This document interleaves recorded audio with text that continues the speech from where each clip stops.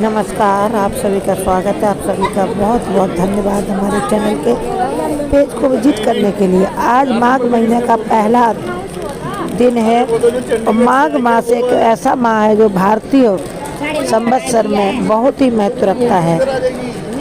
इस महीने की मघा नक्षत्र युक्त पूर्णिमा होने के कारण यह माघ मास कहलाता है। इस मास का हर दिन पर्व के समान होता है, लेकिन कुछ दिन खास होते हैं।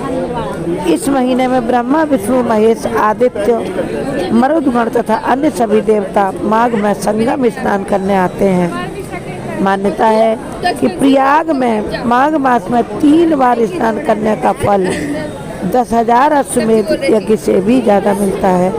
पूरे महीने माघ मास करने वाले मनुष्यों पर भगवान विष्णु प्रसन्न रहते हैं तथा उन्हें सुख, सौभाग्य, धन, संतान और मोक्ष प्रदान करते हैं। यदि सकाम भाव से कोई माघ स्नान करता है तो मनोवांछित फल प्राप्त करते हैं और निष्काम भाव से स्नान आदि करने पर मोक्ष देने वाला होता है, ऐसा शास्त्रों में कहा गया है। मान्यता है कि प्रयागराज में अनेक तीर्थों का समागम होता है और इस बार तो प्रयागराज में महाकुंभ का मेला लगा हुआ है जो 144 वर्षों बाद लगा। इसलिए जो प्रयाग या अन्य पवित्र नदियों में भक्तिभाव से स्नान करेंगे वो अनेकों पाप और कष्टों से मुक्त होकर स्वर्ग लोक में स्थान पाते हैं। श्री रामचरितमानस में भी बालकांड में इसका लिखा गया है प्रभाव।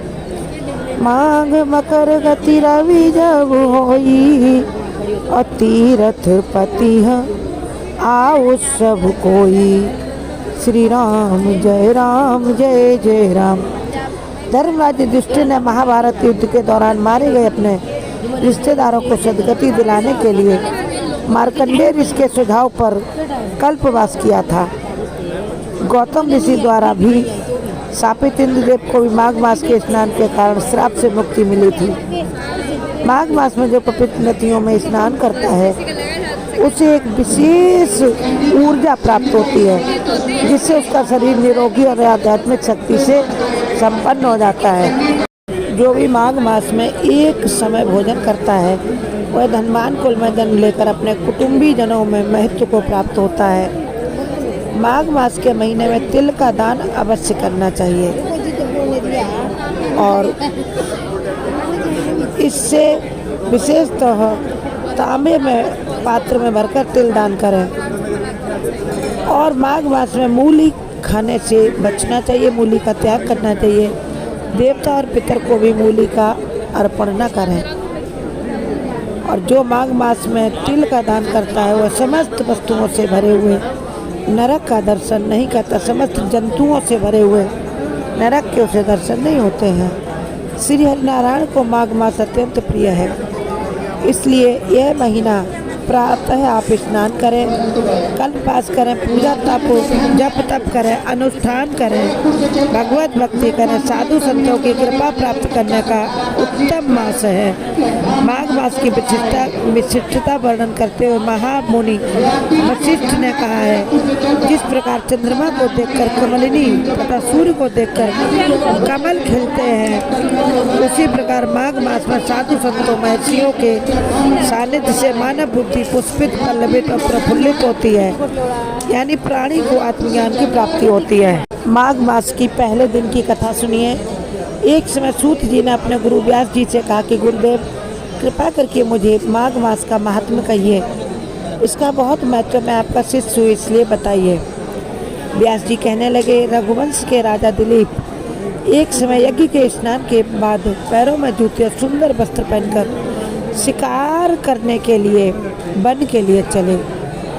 उन्होंने आभूषण पहने, सुंदर वस्त्र पहने, सिपाहियों से घिरे हुए जंगल में शिकार खेलने के लिए अपनी नगरी से बाहर निकले।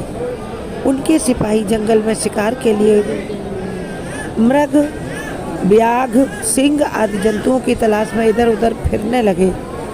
उस वन में वनस्थली अत्यंत शोभा को प्राप्त हो रही थी। कहीं कहीं मृगों के झुंड मिलते थे, कहीं गीदड़ अपना भयंकर शब्द कर रहे थे और कहीं वृक्षों के कोठरों में बैठे उल्लू भयानक शब्द कर रहे थे। कई सिंहों के पद चिन्हों के साथ घायल मृगों के निशान मिल रहे थे।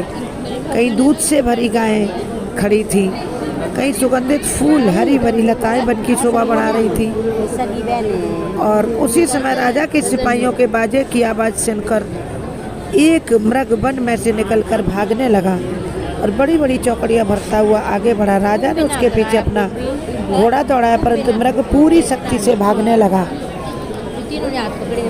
मृग कांटेदार वृक्षों के एक जंगल में घुसा और राजा ने भी उसके पीछे वन में प्रवेश किया, परंतु थोड़ी दूर जाकर मृग राजा की दृष्टि से ओझल होकर निकल गया। राजा निर्जन वन में अपने सैनिकों सहित प्यास के मारे दुखी हो गया। दोपहर के समय अधिक मार्ग चलने से सैनिक थक गए, घोड़े भी थक गए। कुछ देर बाद राजा ने एक बड़ा भारी सुंदर सरोवर देखा, जिसके किनारे घने वृक्ष थे। इसका जल सज्जनों के हृदय के समान स्वच्छ और पवित्र था। उस तालाब का जल नहरों से बड़ा सुंदर लगता था। जल में अनेक प्रकार के जल जंतु एवं कमल के पुष्प थे और मेघ उसके ऊपर छाए हुए थे। इस सरोवर को देखकर राजा की थकान दूर हो गई। रात्रि को राजा ने वहीं विश्राम किया। सैनिक पहरा देने लगे। सैनिकों ने भी वहाँ पानी पिया, नहाया और सैनिक वहाँ चारों ओर राजा को रखाने के लिए सुरक्षा में पहरा देने लगे। राजा ने अंतिम समय में सुअरों के एक झुंड को आकर सरोवर में पानी पीते देखा।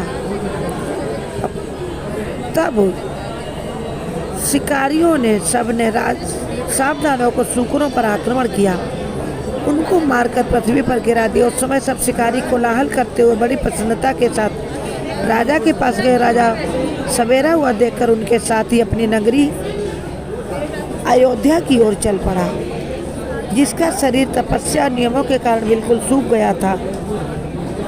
वह राजा बलकल वस्त्र पहने, मृगछाला की बलकल पहने हुए थे, नख रोम तथा केश धारण किए हुए थे। राजा ने ऐसे घोर तपस्वी को रास्ते में एक घोर तपस्वी को देखा। बड़े आश्चर्य से उनको प्रणाम किया और हाथ जोड़कर खड़ा हो गया। राजा तपस्वी ने राजा से कहा कि हे राजन, इसका पुण्य शुभ मांग में सरोवर को छोड़कर तुम यहाँ से जाने की क्यों इच्छा रखते हो? अयोध्या मत जाना, तुम यहीं रुको। राजा कहने लगा कि महात्मन, मैं तो माघ मास में स्नान के फल को कुछ भी नहीं जानता, कृपा करके आप विस्तार से मुझे सुनाइए। राजा की प्रार्थना सुनकर तपस्वी ने राजा को माघ मास की कथा सुनाने के लिए तपस्वी तैयार हो गए। तब तक राजा ने अपने सैनिकों को भी जंगल में जो घूम रहे थे उनको वहाँ से बुलाया। सब ने आकर तपस्वी को प्रणाम किया और तपस्वी एक जगह विराजमान हो गए, वहाँ सब बैठ गए। अब माघ मास के दूसरे दिन की कथा में आप इसके आगे की कथा सुनेंगे। आप हमारे चैनल के अन्य वीडियो भी देखें। राजा दिलीप बहुत ही ज़्यादा प्रतापी सूरवंशी राजा, बड़े ही प्रतापी सूरवीर राजा थे।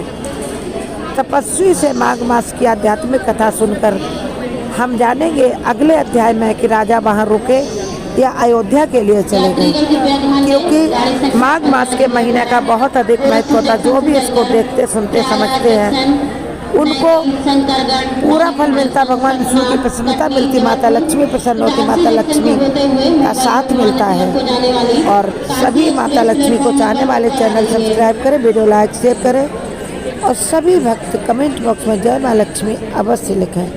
जय जय माँ लक्ष्मी।